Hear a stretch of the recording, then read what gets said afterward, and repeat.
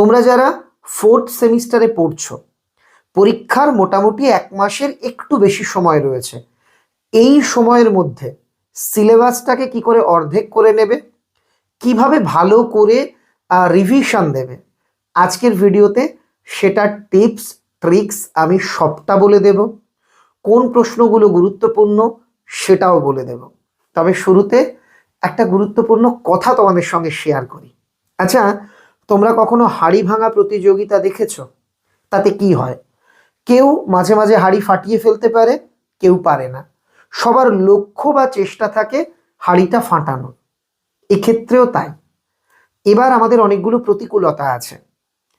নতুন syllabus, test পরীক্ষা হয়নি, সেই অর্থে টেস্ট পরীক্ষার প্রশ্ন দিয়ে কোনো অরিজিনাল টেস্ট পেপার বেরোয়নি, প্রশ্নের ধরন নতুন, পরীক্ষা পদ্ধতিও নতুন। ফলে সাজেশন তৈরির ক্ষেত্রে কিছু প্রতিকূলতা কিন্তু থেকে যাচ্ছে। যেমন আমরা খুব সহজে বলে দিতে পারি, লাস্টবার সাহিত্যের ইতিহাস থেকে চিত্রকলায় অমুকের অবদান এসছে, তাহলে ওটা বাদ দিয়ে এবার এটা গুরুত্বপূর্ণ। গতবার এই কবিতা থেকে বড় প্রশ্ন এসেছে, তার মানে এবার এটা থেকে আসবে। গতবার গল্পের ওই জায়গাটা থেকে বড় প্রশ্ন এসেছে, তার মানে এবার এই নিচের দিকটা থেকে আসবে। এই যে আমাদের হিসেবগুলো, সেটা এবার কোনোটাই কাজ করছে না। ধরো তোমাদের পরীক্ষা হয়ে গেলে তোমাদের যে প্রশ্ন এসে যাবে, আগামীবার সাজেশন তৈরিটা কিন্তু আমাদের খুব সহজ হবে। আমরা ইজিলি বলে দিতে পারবো এই প্রশ্নগুলো এসেছে, এগুলো বাদ, এবার এগুলো পড়তে হবে। দেখো, তোমরা আমাকে চেনো হয়তো মাধ্যমিক থেকে বা ক্লাস 9 থেকে। প্রতি বছর আমি যে সাজেশন দিই সেটা হুবহু মিলে যায়, এটা সত্যি। তোমাদের ভালোবাসা বিশ্বাস আমি হারাতে চাই না। এজন্য ভিডিও শুরুতেই আমি সত্যি কথাটা তোমাদের বলে দিলাম। শুধু বাংলার জন্য নয়, সমস্ত সাবজেক্টের ক্ষেত্রেই একই কথা প্রযোজ্য। অন্য সাবজেক্টের ক্ষেত্রে একটু অ্যাডভান্টেজ আছে। ধরো ইতিহাস ভূগোলে সিলেবাসের কোন কোন বড় প্রশ্ন আসতো এতদিন আমরা সবাই জানি, সেরকমই আসবে। কিন্তু বাংলার গল্প কবিতা নাটকগুলো তো প্রায় সবই নতুন। এজন্য এবার খুব অল্প পড়ে তোমরা হুবহু কমন পেয়ে যাবে এটা আশা করো না। এজন্য একটু বুদ্ধি করে এবার আমাদের পড়তে হবে। সেটার টিপসই আমি তোমাদের বলবো। একজন শিক্ষক হিসেবে আমি কখনোই বলবো না সিলেবাস অর্ধেক পড়ো বাকিটা পড়ো না। কিন্তু তোমাদের বন্ধু হিসেবে, কিংবা আমরা জানি যে আর সময় বেশি নেই, এবার পড়বার জন্য সময় তোমরা কম পেয়েছো ইত্যাদি অনেক প্রতিকূলতা ছিল, তাই সব দিক বিচার করে আমি কিছু টিপস তোমাদের বলে দিচ্ছি। তোমাদের গল্প রয়েছে হলুদ পোড়া আর হারুন সালেমের মাসি, দুটো গল্পই দারুণ। এবার প্রশ্ন হচ্ছে কোনটা তোমার বেশি ভালো লাগে। যেটা তোমার বেশি ভালো লাগে সেটাকেই বেশি করে পড়ো, বারবার পড়ো। প্রশ্নের বই, বাজারের কোনো টেস্ট পেপার বা আমার সাজেশনও, তাতে যা আছে করছো ঠিক আছে, তার বাইরেও কোনো একটা লাইন বললে তার আগে পিছুর ঘটনা যেন তুমি বলতে পারো, এভাবে একটা গল্প রেডি করো। হলুদ পোড়াও করতে পারো, হারুন সালেমের মাসিও করতে পারো। বোর্ডের নিয়ম অনুযায়ী দুটো গল্প থেকে একটা একটা করে বড় প্রশ্ন দেবে, লিখতে হবে একটা। তাই যদি দুটো গল্পই পড়তে পারো ভালো, যদি না পারো একটা গল্পকে পাখির চোখ করে খুঁটিয়ে খুঁটিয়ে কোনো লাইন বাদ না দিয়ে পড়বে। কোন কোন প্রশ্ন গুরুত্বপূর্ণ আসছে সেটাতে। কবিতা, কবিতা থেকে আমি তোমাকে বলবো দুটো কবিতা ভালো করে পড়তে, একটা বড় প্রশ্ন কমন পাবেই পাবে। প্রার্থনা আর কেন এলো না। আমি একটা জিনিস লক্ষ্য করেছি, তোমাদের সঙ্গে কথা বলেও দেখেছি, তিমির হননের গান বুঝতে তোমাদের একটু অসুবিধে হচ্ছে, বা এতটা ডিপ এই কবিতাটা এতটা গভীরে গিয়ে বুঝতে হয় সেটা হয়তো হয়ে উঠছে না। তাই আমি বললাম প্রার্থনা আর কেন এলো না কবিতা দুটো তুলনামূলক সহজ, তাই এই দুটোকে তোমরা আজকে থেকে ভালো করে পড়ো। এবার নাটক নানা রঙের দিন, একটাই নাটক। এই নাটকটা মানে শর্ট করবে পড়বার কিন্তু কোনো অপশান নেই। নাটকটা তোমাকে পুরো পড়তেই হচ্ছে, সম্পূর্ণটা খুঁটিয়ে খুঁটিয়েই পড়তে হবে। আর থাকছে সহায়ক গ্রন্থ হিসেবে নাটক ডাকঘর। এখানে ওই অমলের সঙ্গে দইওয়ালা, সুধার কথোপকথন, ঠাকুরদা চরিত্র, ঠাকুরদার কথোপকথন, আর শেষের দিকে যে অমল যখন মারা যাচ্ছে, এই অংশগুলো তোমাকে খুব ভালো করে পড়তে হবে। প্রশ্ন বলছি, একটা কথা বলি, প্রশ্ন দু রকমের হতে পারে। সরাসরি লাইন তুলে, আবার লাইন না তুলে ব্যাখ্যাধর্মী প্রশ্নও করা হতে পারে। তো দু ধরনের প্রশ্নের জন্যই আমাদের এবার রেডি থাকতে হবে। আমি এক একটা করে বুঝিয়ে বলছি। আমার একটা আবদার, ভিডিওটা ভালো লাগলে লাইক করো। গতকালকে 11-এর ভিডিও দেখে তোমরা যে পরিমাণে কমেন্ট করেছো, আমি আজকের মধ্যে ভিডিও বানাতে প্রস্তুত হয়ে গেলাম। আজ আমি ভিডিও তৈরি করছি 6 তারিখ, 6 জানুয়ারি। আজকেই আমি বিশেষ কারণে নবদ্বীপ যাচ্ছি, আজকে থাকবো। তো যাওয়ার আগে ভিডিওটা রেকর্ড করে নিলাম, ট্রেনে যেতে যেতে এডিট করে পোস্ট করব। এই হচ্ছে বিষয়। তাহলে কমেন্ট কিন্তু কথা বলে। আমি তোমায় তাই অনুরোধ করব, তোমাদের কোনো প্রশ্ন নিয়ে কোনো আবদার থাকলে, কোনো অভিযোগ থাকলে আমাকে এভাবেই কমেন্টে লিখবে। তোমাদের কমেন্টগুলো কিন্তু আমি পড়ি। কেমন, কারা কারা কমেন্ট করেছিলে, আমার উপর অভিমান করেছিলে যে হয়ে যাচ্ছে অনেক দিন, কেন আপনি সাজেশন দিচ্ছেন না, তারা আজকের ভিডিওটা দেখেছো কিনা কমেন্টে জানিও। সত্যি কথা, ওই যেটা বললাম, যে বিষয়টা নিয়ে আমি নিশ্চিত নই, যে বিষয়টা নিয়ে আমার মনেও দ্বন্দ্ব আছে, আমি সেই জিনিস বছরের শুরুতে দিয়ে বললাম এ কটা পড়ো, এর বাইরে আসবে না, এটা মিথ্যে কথা হতো। আর একটা কথা বলে রাখি, আমার এই সাজেশন কিন্তু যারা উচ্চ মাধ্যমিক 4th সেমিস্টার দিচ্ছ, যারা স্কুলে পড়ো তাদের জন্যেও, যারা সিনিয়র হাই মাদ্রাসা বা ফাজিল পরীক্ষা দেবে তাদের জন্যেও, সবাই যারা ক্লাস 12 4th সেমিস্টারে পড়ছো সবার একই সাজেশন। প্রথম, মানিক বন্দ্যোপাধ্যায়ের হলুদ পোড়া গল্পে যে ভৌতিক পরিবেশের ছায়া লক্ষ্য করা যায় তা আলোচনা করো। এটা ফাজিলের নমুনা প্রশ্নে ছিল। দ্বিতীয় প্রশ্ন, ছোট গল্প হিসেবে হলুদ পোড়া কতদূর সার্থক তা লেখো। এটাও সংসদ নমুনা প্রশ্নে, অর্থাৎ আমাদের স্কুল বোর্ডের নমুনা প্রশ্নে ছিল। দুটো নমুনা প্রশ্ন দেখে আমরা কিন্তু বুঝতে পারলাম লাইন তুলে কিন্তু প্রশ্ন হয়নি। তাহলে এবার কেমন হতে পারে? হলুদ পোড়া গল্পের নামকরণের সার্থকতা আলোচনা করো, বা হলুদ পোড়া গল্পে যে গ্রাম্য কুসংস্কারের ছবি রয়েছে তা আলোচনা করো। এটা একটু পড়বে। এরকম প্রশ্ন দেওয়া হতেই পারে, হলুদ পোড়া গল্পটি কি ভৌতিক গল্প? তোমার উত্তরের সাপেক্ষে যুক্তি দাও। আর দুটো ঘটনা বা তিনটে ঘটনা আমার খুব মনে হচ্ছে গুরুত্বপূর্ণ। সেটা হলো, সে বছর কার্তিক মাসের মাঝামাঝিতে 3 দিন আগে পরে গায়ে দুটো খুন হয়ে গেল। কারা কিভাবে খুন হলো, তার প্রতিক্রিয়া কি ছিল। আর একটা লাইন দেখবে টেক্সট বইয়ে আছে, 32 পৃষ্ঠার শুরুর দিকে একটা লাইন আছে, দাওয়াটি যেন স্টেজ। অর্থাৎ ওই যে বাড়িতে ভূত ঝাড়ানোর যে ক্রিয়া কৌশল হয়েছিল প্রথম, ওই জায়গাটার বর্ণনা তোমরা একটু পড়ে রাখবে। এছাড়া এই যে নবীন চরিত্র একটু দেখতে পারো তোমরা। আর লাস্ট, আমি বলাই চক্রবর্তী, আমি শুভ্রাকে খুন করেছি, এই যে যে জায়গাগুলো, এইগুলো একটু হলেও তোমাকে কিন্তু পড়তে হবে। প্রথম গল্প থেকে কটা প্রশ্ন পড়তেই হচ্ছে, বিশ্বাস করো, এর থেকে কম প্রশ্ন পড়াটা কিন্তু ঠিক হবে না। পরের গল্প হারুন সালেমের মাসি। এখান থেকে আমার মতে খুব ইম্পর্টেন্ট, এটা নমুনা প্রশ্নে নেই, কারণ প্রথমে যখন নমুনা প্রশ্ন তৈরি হয় তখন রং নাম্বার গল্পটা ছিল, পরে গল্পটা বোর্ড চেঞ্জ করে দিয়েছে।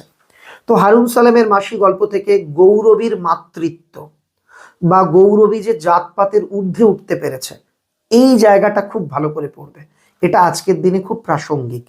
নেক্সট, হারুন সালেমের মাসি এই নামকরণের সার্থকতা। ছোট গল্প হিসেবে হারুন সালেমের মাসির সার্থকতা, কোন পরিস্থিতিতে গৌরবী গ্রাম ছেড়ে শহরে গিয়েছিল, এই জায়গাটা, এই প্রশ্নগুলো তোমরা এই গল্প থেকে পড়বে। অতীতে মাধ্যমিকের সিলেবাসে এই গল্পটা কিন্তু ছিল, মাধ্যমিক 2007 থেকে 14 পর্যন্ত। সেখানে কি কি প্রশ্ন এসেছিল আমি তোমাদের একটু বলে দিই। গৌরবীর মাতৃত্ব এসেছিল 2006 সালে। একই প্রশ্ন 7-এও এসেছিল। 11-13-তে এসেছিল গৌরবী হারা কিভাবে গ্রাম ছেড়ে পালিয়ে গেল অন্ধকারে, সেটা।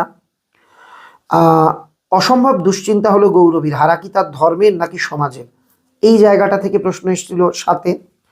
গৌরবীর শুকনো বুকে কিসের যেন ঢেউ লাগলো 11-তে। আমি একটা কথা বলি, সাজেশনে যে প্রশ্নগুলো বলছি সেগুলো ভালোভাবে রপ্ত করতে সম্রাট এক্সক্লুসিভ সাজেশন বই আছে, তোমরা অবশ্যই এই বইটিকে সংগ্রহ করে নিতে পারো, নিকটবর্তী বইয়ের দোকানে পাবে।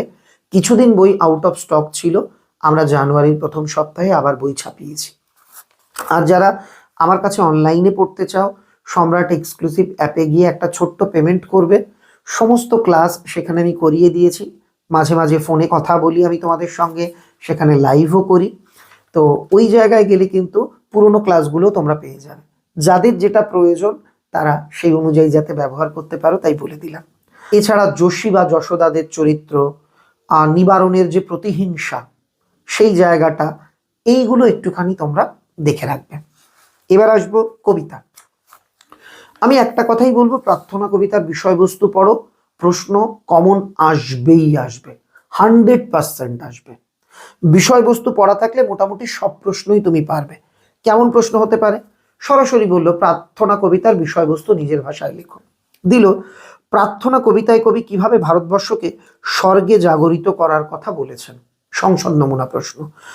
মানে ভারতের করো সেই স্বর্গে জাগরিত, এইটা খুব খুব খুব ভালো করে তুমি পড়বে। তাছাড়া চিত্ত যেথা ভয়শূন্য উচ্চ যেথা শির, এই লাইনের তাৎপর্য, প্রার্থনা কবিতার নামকরণ, এগুলো তোমরা একটু দেখে রাখবে। একটা প্রশ্ন পড়লেই সব হয়ে যাবে। তিমির হননের গান, এখানে কবি কেন তিমির বিলাসী না হয়ে তিমির বিনাশী হতে চেয়েছেন? কবিতা কোন প্রেক্ষাপটে লেখা, অর্থাৎ 50-এর মন্বন্তরের প্রেক্ষাপট, আর কেন তিমির বিনাশী হতে চেয়েছেন, এটা কিন্তু তোমরা অবশ্যই রেডি রাখবে। তাছাড়া এই কবিতায় যে মন্বন্তরের ছবি ফুটে উঠেছে, কবিতার নামকরণ, এগুলো একটু দেখে রাখবে। লাস্ট কেন এলো না, কেন এলো না থেকে একদম সহজ কবিতা, যে কেন এলো না কবিতার নামকরণ, ছেলেটি কেন এলো না, বাবা কিভাবে এসেছিল, এই যে যে প্রশ্নগুলো, এগুলো একটু তোমরা দেখে রাখবে। তারপর ধরো সারাটা দিন ছেলেটা কেন নিচে নিচে বেরিয়েছে, তার পরিণতি কি হলো, এর নামকরণ, এগুলো একটু এখান থেকে তোমাকে পড়তে হবে। তাছাড়া যে কোনো লাইন তুলে দিতে পারে, বোঝা গেল? এই জায়গাতে তোমাদের একটা প্রশ্ন অনেকেরই, যে মা যে খুন্তি নাড়াচ্ছিল এটা কেন? দুটো কারণ। এক, দ্রুত রান্না করে তাকে যেতে হবে, আজকে স্বামী আসার পর তারা তাড়াতাড়ি কেনাকাটা করতে যাবে। দুই, স্বামী ফিরছে না, তার দুশ্চিন্তা। এই দুইয়ের মিশ্র প্রতিক্রিয়া হলো খুন্তি নাড়ানো। কেমন? এটা গেল কবিতা। এবার নানা রঙের দিন, এটা কিন্তু আমাদের লাস্ট সিলেবাসেও ছিল। এখান থেকে রজনীর চরিত্র, যেটা ফাজিল বোর্ডের জন্য খুব ইম্পর্ট্যান্ট, স্কুল বোর্ডের জন্য। তারপর হায় আমাদের দিন ফুরিয়েছে, এই জায়গাটা, শিল্পকে যে মানুষ ভালোবেসেছে তার বার্ধক্য নেই কালীনাথ, এই লাইনটা, একাঙ্ক নাটক হিসেবে নানা রঙের দিনের সার্থকতা, এইটা, নানা রঙের দিন নাটকের শুরুতে যে মঞ্চ সজ্জার বর্ণনা, এটাও কিন্তু তোমাকে দেওয়া হতে পারে। তারপর দেওয়া হতে পারে পবিত্রতার নামাবলী হঠাৎ ফাঁস হয়ে গেল, রজনীর একাকিত্ব, পাবলিক সম্পর্কে রজনীর কি মতামত। দেখো সিলেবাস যেহেতু নতুন, এই অংশগুলো যা যা বললাম এগুলো তোমাকে কিন্তু পড়তেই হচ্ছে। রজনীর চরিত্র, তার এই গল্পে এই নাটকের নামকরণ, একাঙ্ক নাটক হিসেবে এর সার্থকতা, রজনীর একাকিত্ব, পবিত্রতার নামাবলীর জায়গা, প্রেমিকার বর্ণনা, তারপর গ্রিন রুমে মাঝরাতে যে লুকিয়ে ঘুমোয় কালীনাথ আর রজনী, ওই জায়গাটা, তারপর রজনী শেষে বলছে শিল্পকে যে মানুষ ভালোবেসেছে, তারপর আমাদের দিন ফুরিয়েছে, ওই জায়গাগুলো, এখান থেকে কিন্তু বড় প্রশ্ন হতেই পারে। তারপর ডাকঘর নাটক, এটা তোমাদের সহায়ক গ্রন্থ হিসেবে দেওয়া হয়েছে। এখান থেকে তোমরা কি কি করবে? অমলকে কবিরাজ কেন বাইরে রাখতে বলেছিলেন, আর ছেলের দলের সঙ্গে অমলের কথোপকথন, সংসদ নমুনা প্রশ্ন এটা ছিল। ডাকঘর নাটকে অমলের চরিত্র, এটা ফাজিল নমুনা প্রশ্নে ছিল। আর একই প্রশ্ন সংসদ নমুনাতেও ছিল, ডাকঘর নাটকে অমল চরিত্রটি কেমন লাগে, খুব খুব খুব ইম্পর্টেন্ট। অমল চরিত্র, ঠাকুর দাদা চরিত্র অবশ্যই পড়বে। তারপর এটা ফাজিলে দিয়েছে, ডাকঘর নাটকে দইওয়ালার বাড়ি কোন গ্রামে, আর দইওয়ালা অমলকে কিভাবে প্রভাবিত করেছিল, অর্থাৎ অমল দইওয়ালার কথোপকথন খুব গুরুত্বপূর্ণ। ডাকঘর নাটকের নামকরণ খুব গুরুত্বপূর্ণ। তারপর রূপক সাংকেতিক নাটক হিসেবে ডাকঘরের সার্থকতা, এটা পড়বে। তারপর বলো সুধা তোমায় ভোলেনি, সুধা চরিত্র, সুধার সঙ্গে অমলের কথোপকথন, এই যে যে জায়গাগুলো, অমল, তারপরে ক্রৌঞ্চদ্বীপ, সে এক ভারী আশ্চর্য জায়গা, সেই জায়গার বর্ণনা, এগুলো একটুখানি তোমরা পড়বে। তারপর অমলের যে মৃত্যু, ঘুমিয়ে পড়া, সেটা কিসের প্রতীক। এই নাটকটা অনেক বড়। এই নাটক থেকে আলাদাভাবে কিন্তু আমি সেই অর্থে সাজেশন বলছি না, তবে চেষ্টা করবে সবগুলোই কম বেশি দেখার। এবার চিত্রকলা, চলচ্চিত্র, দুটোর মধ্যে থেকে যে কোনো একটা খুব ভালো করে পড়বে। আমি তোমাকে বলে দিই, যেমন তুমি যদি চলচ্চিত্র পড়ো, তপন সিংহ, নিউ থিয়েটার্স, সত্যজিৎ রায় খুব গুরুত্বপূর্ণ। এটা তো ফাজিলে প্রায় প্রতি বছরই আসতো, স্কুল বোর্ডেও আসতো। মৃণাল সেনের অবদান, ঋত্বিক ঘটকের অবদান, এবার ঋত্বিক ঘটকের জন্ম শতবর্ষ, তাই এই অবদানটা গুরুত্বপূর্ণ। তারপরে ধরো তোমাকে দেওয়া হতে পারে শিশু কিশোর চলচ্চিত্র সম্পর্কে যা জানো লেখো, তথ্যচিত্র সম্পর্কে যা জানো লেখো, নির্বাক যুগের চলচ্চিত্র বা নির্বাক টকি সম্পর্কে যা জানো লেখো, এগুলো পড়তে পারো। আর যদি মনে করো না আমি চিত্রকলা পড়বো, আর একটা বিষয় বলি, সম্রাট এক্সক্লুসিভ সাজেশন বইয়ে কিন্তু চিত্রকলা আর চলচ্চিত্র এই নাম দুটো একটু উল্টে গেছিল। এটা তোমরা দেখে নেবে, প্রশ্ন উত্তর সব ঠিক আছে, জাস্ট চ্যাপ্টারের নামটা ভুল ছাপা ছিল। এবার আমি আসি আর কি চিত্রকলা থেকে তোমরা কি কি পড়বে। যামিনী রায় খুব গুরুত্বপূর্ণ, রামকিঙ্কর বেইজ গুরুত্বপূর্ণ, নন্দলাল বসু গুরুত্বপূর্ণ, তারপর বিনোদ বিহারী মুখোপাধ্যায়, এটাও দেখতে হবে। যারা ধরো চিত্রকলা পড়বে তারা সবগুলো পড়বে কিন্তু।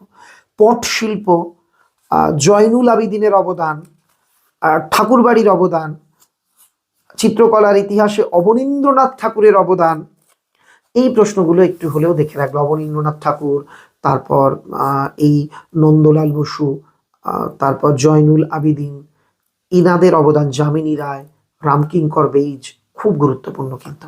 বাকি থাকলো রচনা। রচনার ক্ষেত্রে দুটো রচনা দু ধরনের আছে, একটা বিষয়ের গভীরে প্রবেশ। এর জন্য এ যাবৎকাল উচ্চ মাধ্যমিকে পুরনো সিলেবাসেও এটা ছিল, যে যে রচনাগুলি এসেছিল সবগুলো দেখবে। আমি সম্রাট এক্সক্লুসিভে দিয়ে দিয়েছি, আলাদা করে আর শর্ট করে বলবো না। আর জীবনী রচনা এখানেও অনেক পড়তে হবে। প্রতিবার দেখা গেছে, মানে আমি কেন বলছি এই জায়গাতে আমি শর্ট করব না, জীবনী প্রতিবার যার 100-150 বছর জন্মদিন তার দেয়, আবার কোনো কোনো বছর হঠাৎ করে অন্য একজনেরও দিয়ে দেয়, তাই আমাকে দু ধরনের পড়তে হবে। এবার জন্ম শতবর্ষ অনেকের, যেমন ঋত্বিক ঘটক, যেমন সুকান্ত ভট্টাচার্য আমার মতে খুব গুরুত্বপূর্ণ, যেমন সলিল চৌধুরী খুব খুব খুব গুরুত্বপূর্ণ, যেমন শরৎচন্দ্র চট্টোপাধ্যায় জন্ম সার্ধ শতবর্ষ, 150 বছর। এই এনাদের গুলো কিন্তু একটু ভালো করে পড়বে, ঠিক আছে। ঋত্বিক ঘটক, তারপর সলিল চৌধুরী, সুকান্ত ভট্টাচার্য, নীরেন্দ্রনাথ চক্রবর্তী কবি ছিলেন, এনাদের কিন্তু জন্ম শতবর্ষ।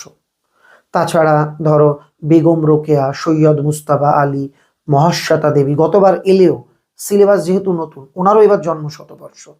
এগুলো তোমাকে একটু পড়তে হবে। আমি তোমায় এই জায়গাতে বলতে পারি, হুবহু কারো কথা শুনে একটা দুটো জীবনী না পড়ে তুমি যদি একটুখানি জীবনীর ফরম্যাটের দিকে নজর রাখো, যে নির্দিষ্ট ফরম্যাট মেনে যা জীবনী আসবে লিখে দেবো, তাহলে বেটার হয়। তুমি যদি মনে করো যে একটা ফরম্যাট আমি তোমাদের শিখিয়ে দিলে ভালো হয়, কমেন্টে লিখে জানিও। আজকের ক্লাস ভালো লাগলে বন্ধুদের মধ্যে শেয়ার করে দিও।